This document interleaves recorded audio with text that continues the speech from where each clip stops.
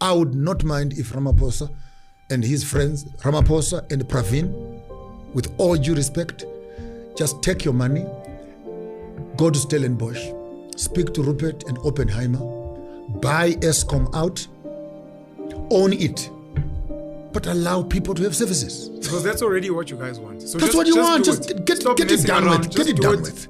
But let's. You want South African Airways? Just buy the thing and put the aeroplanes back on the road. Let people work. You want Transnet? Sell it to Glencore. It's fine, but just serve the people. You will go to meet Malema in court and discuss why you did it and how you did it. That's a conversation for another day.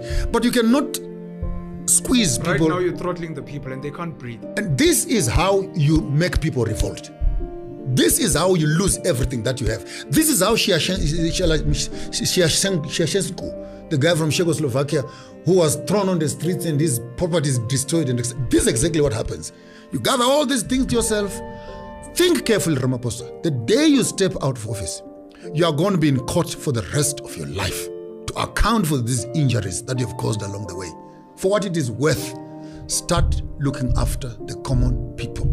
Appease the people. They don't want much. They just want much. They just want to switch on their electricity. Africans don't want much. They just want food on their table and allow them to become. But when you begin to tamper with these critical issues of, you turn them into desperate animals.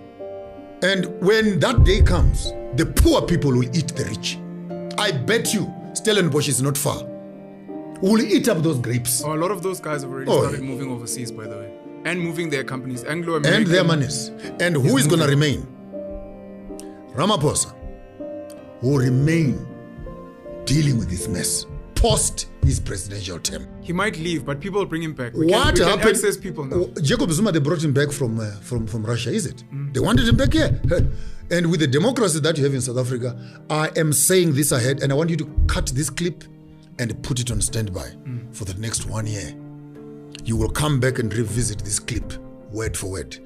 If Jacob Zuma took those few years in court, we're going to be seeing something very interesting on Ramaphosa. Because when we start with Ramaphosa, it's going to start way back where it's uncomfortable. We're going to start off with Rustenburg, which has been put on reps right now for managing the anger of the people.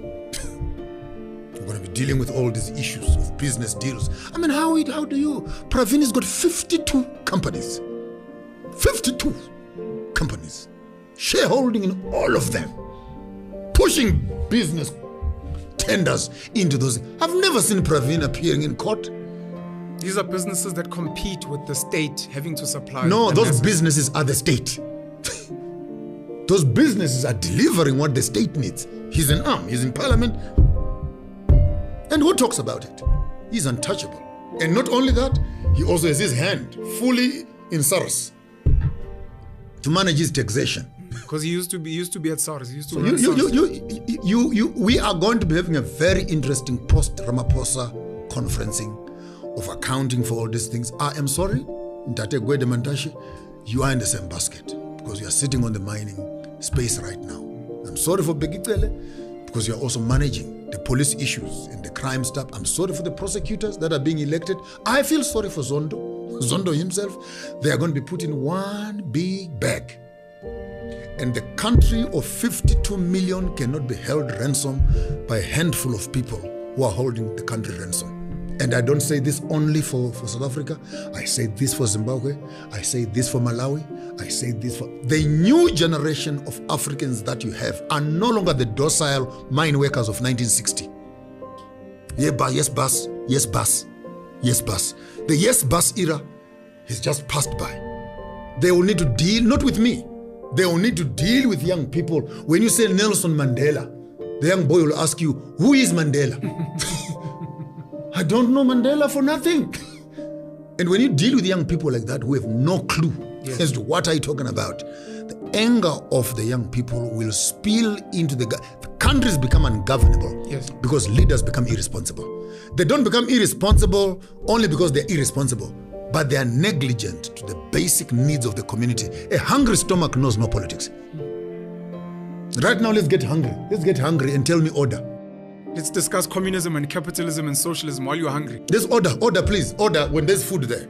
That's why you have stampedes, where people will run on top of each other to access what they want. And if you don't hear me now, maybe you'll hear me later.